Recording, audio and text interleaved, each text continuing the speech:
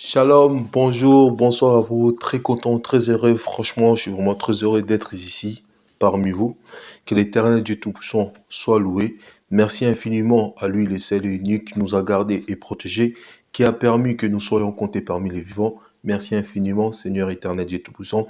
Et merci à vous aussi, frères et sœurs, de me permettre encore une fois de plus de rentrer dans vos maisons. Que l'Éternel Dieu Tout-Puissant se souvienne de vous et que l'Éternel Dieu Tout-Puissant vous soit favorable. Faites des bonnes actions, comme je dis toujours, n'arrêtez pas. C'est notre slogan. Voilà pourquoi nous sommes ici sur la terre. C'est pour faire des bonnes actions. Si c'est la première fois, ma soeur, mon frère, sois les bienvenus parmi nous. Que l'Éternel Dieu Tout-Puissant te soit aussi favorable. Ici, dans cette émission, nous parlons que d'une seule personne, un seul homme avec un grand H, l'Éternel Dieu Tout-Puissant. Ici, nous parlons que de Jésus-Christ. Alors que l'Éternel soit glorifié. Alors, frères et sœurs, aujourd'hui, nous avons pour un thème qui se nomme Réactive les dons de l'Esprit Saint. Pourquoi je dis réactive les dons de l'Esprit Saint et pourquoi pas je dis activer les dons de l'Esprit Saint. Nous allons en venir un peu plus tard, mais vous savez, dans cette émission, nous pouvons en aucun cas commencer sans pour autant faire appel, faire honneur à lui, le grand maître par excellence, l'enseignant par excellence. Faisons appel, prions, afin qu'il se manifeste tout au long de cette émission. Seigneur éternel, merci pour ces temps favorables que tu nous as donnés, Père. Seigneur, nous croyons à ta parole, nous croyons à ta puissance et nous les savons, Père. Il n'y a que toi, l'Esprit Saint, les maîtres par excellence, l'enseignant par excellence. Alors, Seigneur, nous te supplions, nous voulons que ce soit toi qui nous parle, nous voulons que ce soit toi qui nous enseigne, Père. Enseigne-nous tout au long de cette émission, Père. Indique-nous, Père, quoi faire. Oriente-nous pas, Père éternel, Dieu Tout-Puissant. Nous croyons à ta parole, Père. Nous croyons à ta puissance, Père. Et nous voyons cela se réaliser dans nos vies, Seigneur éternel. Merci infiniment, Père éternel. Insiste tes enfants au nom de Jésus-Christ. Nous avons ainsi prié et nous disons Amen. Amen, frères et sœurs, que l'Éternel Dieu Tout-Puissant soit loué. Alors, pourquoi je dis réactiver et pourquoi je ne dis pas activer? Voyez-vous, tout au long de notre vie, tout un enfant de Dieu a des dons, des païens aussi. Mais là, je parle de mes frères et sœurs, je ne parle pas des païens d'un peuple mis à part. Non, je parle de nous, les enfants de Dieu. Nous avons tous des dons, nous possédons tous des dons. Alors, au cours de notre vie, nous avons eu à pratiquer des dons. Pourquoi je dis réactiver et pourquoi je n'ai pas dit activer? Parce que nous avons tous eu à pratiquer, nous avons tous eu à pratiquer même une fois dans nos vies ces dons-là. Mais voyez-vous, la réalité de la vie, des choses de la vie, des tribulations, des problèmes, ça a amené à nos frères, à des sœurs aussi, à abandonner la foi, à éteindre l'esprit, à attrister le Saint-Esprit. Et nous savons que les dons, c'est le Saint-Esprit qui en donne. Et celui qui attriste le Saint-Esprit, cela veut tout simplement dire, ne pratique pas les dons que l'Esprit lui donne. Ne marchez pas correctement avec Dieu. Ne fait pas les œuvres que le Seigneur veut qu'il fasse. Donc, il pratique d'autres œuvres, il pratique d'autres actions. Donc, le Seigneur aujourd'hui t'appelle, mon frère, t'appelle, ma sœur, à réactiver ton don. Voilà pourquoi je dis réactive le don du Saint-Esprit et non active le don du Saint-Esprit. Alors, frères et sœurs, nous allons là y aller en Exode 31, versets 1 à 6. J'ai lu au nom de Jésus-Christ. Exode 31, versets 1 à 6. L'Éternel parla à Moïse et dit, sache que j'ai choisi Béchalel, fils d'Iri, fils de Hur, de la tribu de Juda. Je l'ai rempli de l'Esprit de Dieu, de sagesse, de l'intelligence et de savoir pour toutes sortes d'ouvrages. Je l'ai rendu capable de faire des inventions, de travailler l'or, l'argent et les reins, de graver les pierres à chancer, de travailler les bois et d'exécuter toutes sortes d'ouvrages. Et voici, je lui ai donné pour aide Oholiab, fils de Ahisamach de la tribu de Dan. J'ai mis en intelligence dans l'esprit de tous ceux qui sont habillés pour qu'ils fassent tout ce que je l'ai ordonné. Amen. Verset 6, Exode 31, 6. Et voici, je lui ai donné pour aide Auréliab, fils de Aïsamach, de la tribu des Dan. J'ai mis de l'intelligence dans l'esprit de tous ceux qui sont habillés pour qu'ils fassent tout ce que j'ai t'ai ordonné. Amen. Voilà. Le Seigneur nous dit, il a mis cette intelligence, il a mis des dons, il a mis ses savoir-faire à nos frères. Pourquoi? Pour qu'ils travaillent, pour qu'ils fassent la volonté de Dieu. Donc, comme toi aujourd'hui, mon frère, comme toi aujourd'hui, ma sœur, le Seigneur a mis des dons en toi pour que tu les pratiques. C'est pas pour que tu les laisses dans un coin endormis. Non, ces dons-là, c'est pour toi. Mais ce n'est pas que pour toi, c'est aussi pour tout un enfant de Dieu en droit d'en profiter de ces dons-là. Disons, si tu as les dons des guérisons, ma sœur, mon frère, ces dons-là n'est pas que pour toi, et aussi pour les frères, pour tes frères, pour tes sœurs qui sont malades et peuvent guérir en travers toi.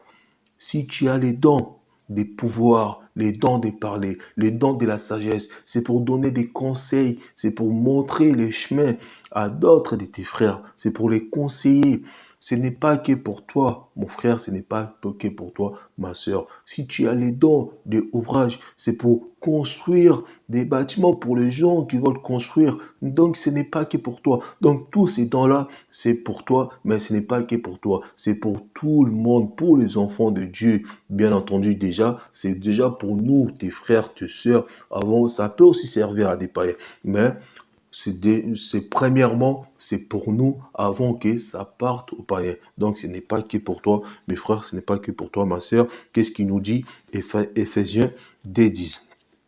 Alors, Éphésiens, Éphésiens chapitre 2, verset 10. Alors, la Bible nous dit, car nous sommes son ouvrage ayant été créés en Jésus-Christ pour des bonnes œuvres que Dieu a préparées d'avance afin que nous les pratiquons. Amen. Voyez-vous, car nous sommes son ouvrage que Dieu a mis des bonnes œuvres en nous pour que nous les pratiquions. Dieu a mis ça dans l'éternité, ma sœur. Dieu a mis des dons que tu possèdes, les dons de la charité que tu as, les dons d'apaiser le cœur quand la famille, quand les gens sont énervés. Mais toi, quand tu arrives, ma sœur, tu mets la tranquillité, tu mets la paix. Il suffit que tu dises un mot, mon frère. Il suffit que tu dises un mot, ma sœur. Ça y est, tu endoucis le cœur. Ça y est, tu mets les calmes. Ça y est, tu mets la paix dans le cœur. Où il y a du bruit, où il y a l'embrouille, où il y a les problèmes, où il y a la bagarre. Mais quand toi, tu arrives, tu mets la paix, mon frère. C'est dans-là, Dieu t'a mis en toi. C'est dans l'éternité. Dieu t'avait choisi. Dieu avait mis cette sémence-là. Dieu ne l'avait mis pas que pour toi, mais pour que tu partages à tout le monde, ma sœur. Ne laisse pas ces dons endormis pour des problèmes que tu as.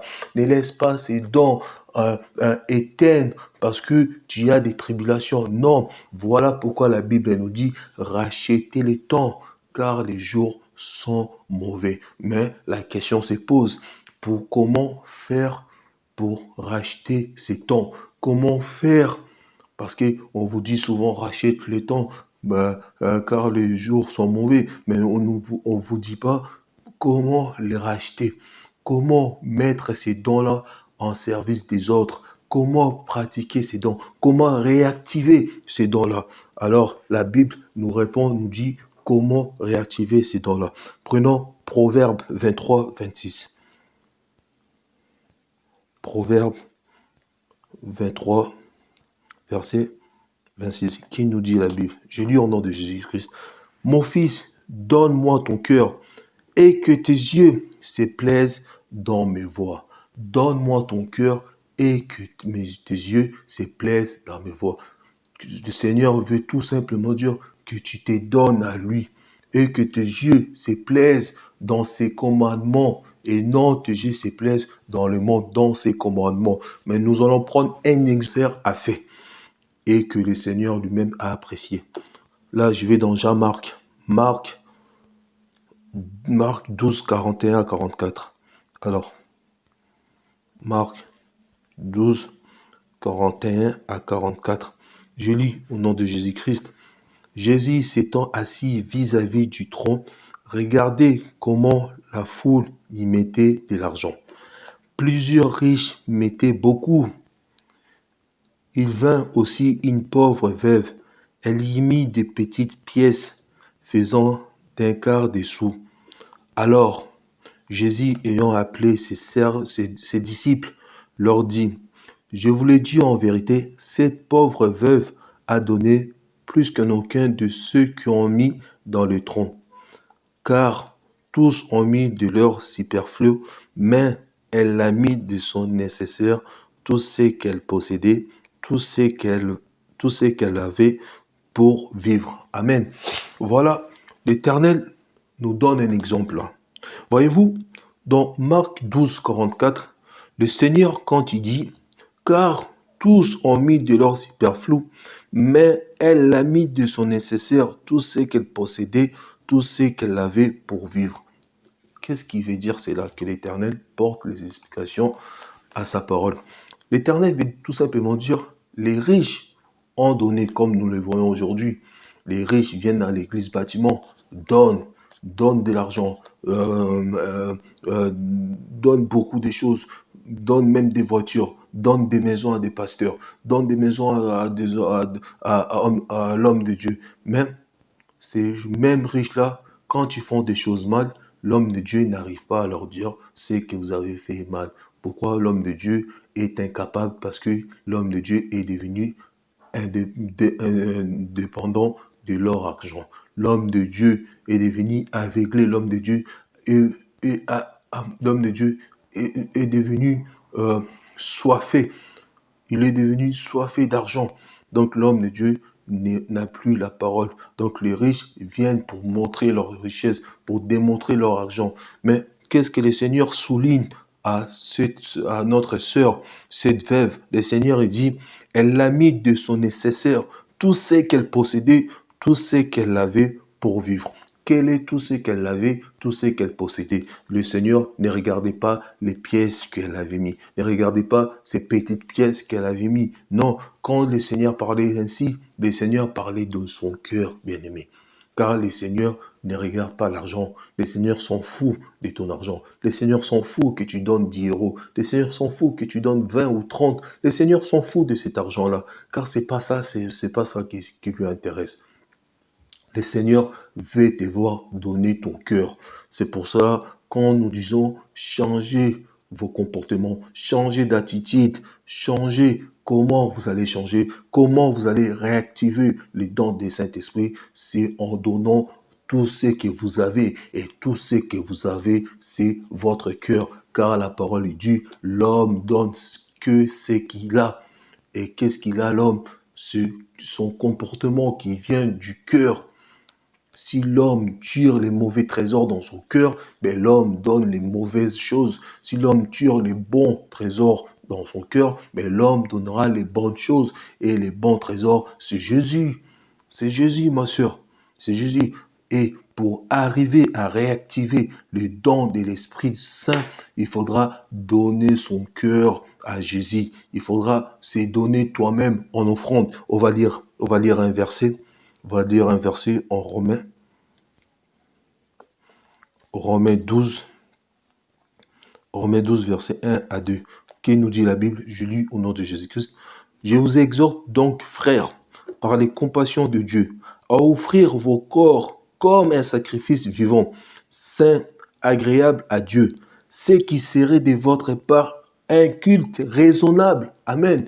Voilà, à donner votre cœur, à donner votre corps. Quand la Bible parle de votre corps, la Bible ne dit pas à venir vous donner votre corps. Non, votre corps, cela signifie tout simplement votre attitude, votre comportement, votre façon de vivre, comment vous vivez, comment vous êtes avec les gens, l'amour que vous apportez aux gens. voilà, votre façon de vivre. Il faudra que ça change. Il faudra que vous vivez maintenant pour Dieu. Vous vivez maintenant pour l'Éternel. Comme dit la Bible, si moi je vis maintenant, ce n'est plus moi qui vis, c'est Dieu qui vit en moi. C'est Jésus qui vit en moi, qui vit en moi. C'est comme ça que nous allons y arriver à réactiver les dons de le Saint-Esprit. C'est comme ça que nous allons donner de la joie à l'Esprit de Dieu qui est en nous. C'est comme ça que le Seigneur va voir notre fond, va voir notre cœur et le Seigneur va être content. Vous savez, frères et sœurs, parmi beaucoup de choses que Dieu apprécie, parmi beaucoup de choses que Dieu aime autant, c'est la, la, la, la, les œuvres en fait partie. Les œuvres en fait partie, car l'intérêt pour Dieu, ce sont nos œuvres. L'intérêt que Dieu voit en nous. Prier, c'est bien, nous prions, mais c'est bien. Dieu ne récompense pas que pour les prières, Dieu récompense aussi par rapport à des œuvres que nous posons sur la terre. Voilà pourquoi la Bible dit, il y en aura d'autres qui vont briller comme le soleil et d'autres comme les étoiles. C'est par rapport à des actions que lui-même, le Seigneur, a préparées dans l'éternité pour que nous les pratiquions. Vous savez, bien aimé, quand la Bible dit, rachetez les temps, car les jours sont mauvais.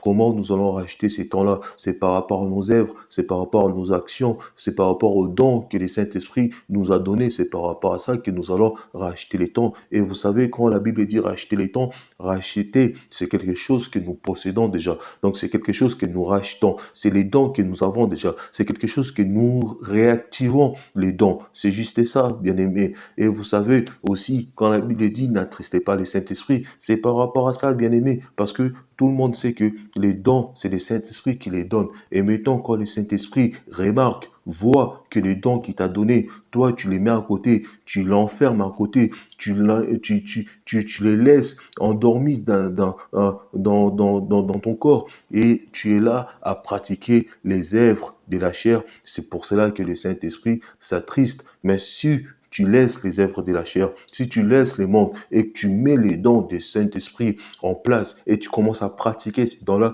tu verras, le Saint-Esprit va avoir de la joie. Le Saint-Esprit ne sera plus attristé. Donc, faisons du bien au Saint-Esprit. Pratiquons les œuvres que Dieu a préparées dans l'éternité, que Dieu a mis en nous. Alors, je vais prendre là Matthieu 25, 14, 30. Matthieu 25, 14, 30. Alors, Matthieu 25, 14. Matthieu 25, 14, 30. Je lis au nom de Jésus-Christ. Il en sera comme d'un homme qui partant pour un voyage, appela ses serviteurs et leur remit ses biens. Il donna 5 talents à l'un, 2 à l'autre et 1 au troisième, à chacun selon sa capacité, et il partit. Aussitôt celui qui avait reçu les 5 talents s'en alla, les fit valoir, et il gagne 5 autres talents. De même, celui qui avait reçu les 2 talents, en gagnant 2 autres, celui qui n'avait reçu qu'un, allant faire un creux dans la terre et cacha l'argent de son maître. Longtemps après, les maîtres de ses serviteurs revint et leur fit rendre compte. Celui qui avait reçu les 5 talents s'approcha en lui rapportant 5 autres talents, et il dit, Seigneur, tu m'as remis 5 talents, voici, j'en ai gagné 5 autres. Son maître lui dit, c'est bien, bon et fidèle serviteur. Tu as été fidèle en peu de choses, je te confierai beaucoup. Entre dans la joie de ton maître. Celui qui avait reçu les 2 talents s'approchant aussi. Il dit, Seigneur, tu m'as remis 2 talents, voilà, j'en ai gagné 2 autres.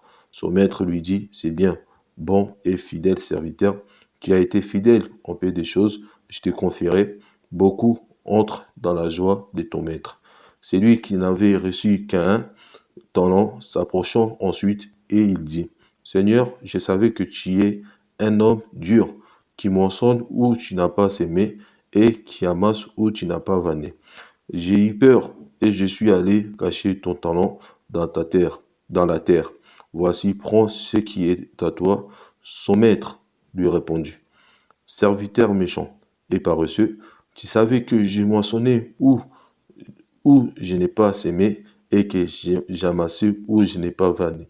Il te fallait donc remettre mon argent au banquier, et à mon retour, j'aurai retiré ce qui est à moi avec un intérêt. Ôtez-lui donc les talents et donnez-les à celui qui a les 10 talents, car on donnera à celui qui a et il sera dans l'abondance, mais à celui qui n'a pas, on ôtera même ce qu'il a.